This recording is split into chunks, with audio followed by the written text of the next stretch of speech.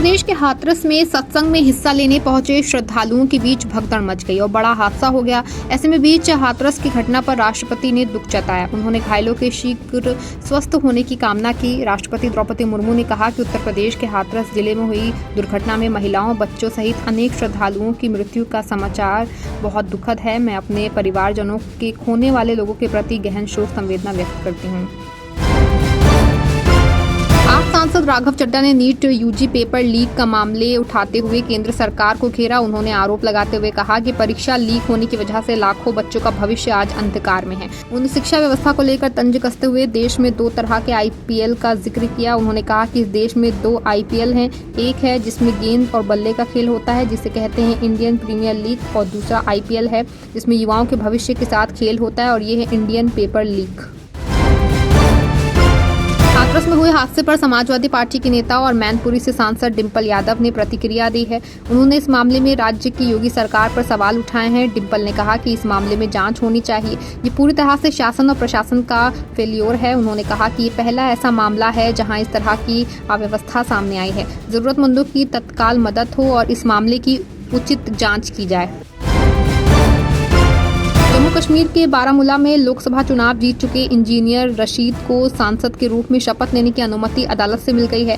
वो 5 जुलाई को शपथ लेंगे। दिल्ली की पटियाला हाउस कोर्ट ने रशीद को पैरोल दे दी है। वो अभी तिहाड़ जेल में बंद हैं। जेल में रहते हुए भी उन्होंने चुनाव लड़ा था। बिहार के हाजीपुर लोकसभा सीट से सांसद और लोक जनशक्ति पार्टी के अध्यक्ष चिराग पासवान की सांसदी को दिल्ली हाई कोर्ट में चुनौती दी गई। याचिकाकर्ता ने दिल्ली हाई कोर्ट में याचिका दायर कर आरोप लगाया है कि चिराग पासवान ने लोकसभा चुनाव के लिए नामांकन दाखिल करते समय इस आपराधिक पृष्ठभूमि का खुलासा नहीं किया था। अब इस चुनाव याचिका पर सुनवाई 28 अगस्त को होगी। लोकसभा में विपक्ष के नेता राहुल गांधी ने प्रधानमंत्री नरेंद्र मोदी को पत्र लिखकर सरकार से लोकसभा में नीट मुद्दे पर बहस कराने का अनुरोध किया है। राहुल गांधी ने अपने पत्र में लिखा कि मेरा मानना है कि छात्रों के हित में नीट मुद्दे पर बहस का नेतृत्व करना उचित होगा। कांग्रेस नेता राहुल गांधी ने पत्र में लिखा कि हमारा उद्देश्य 24 लाख नीट उम्मीदवारों के हित में रचनात्मक रूप से जुड़ना है जो जवाब के हकदार हैं।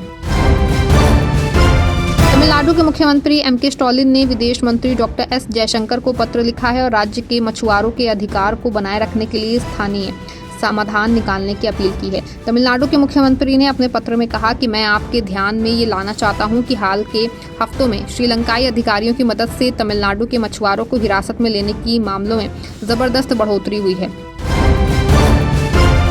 दिल्ली सरकार ने प्रदूषण को कम करने के लिए 4.5 साल में 2 करोड़ पेड़ लगाए हैं। पर्यावरण मंत्री गोपाल राय ने बताया कि आप सरकार द्वारा इस साल 64 लाख नए पौधे लगाए जाएंगे। दिल्ली के पर्यावरण मंत्री गोपाल राय ने कहा कि दिल्ली के अंदर प्रदूषण को कम करने के लिए अरविंद केजरीवाल की सरकार लगातार काम कर रही है।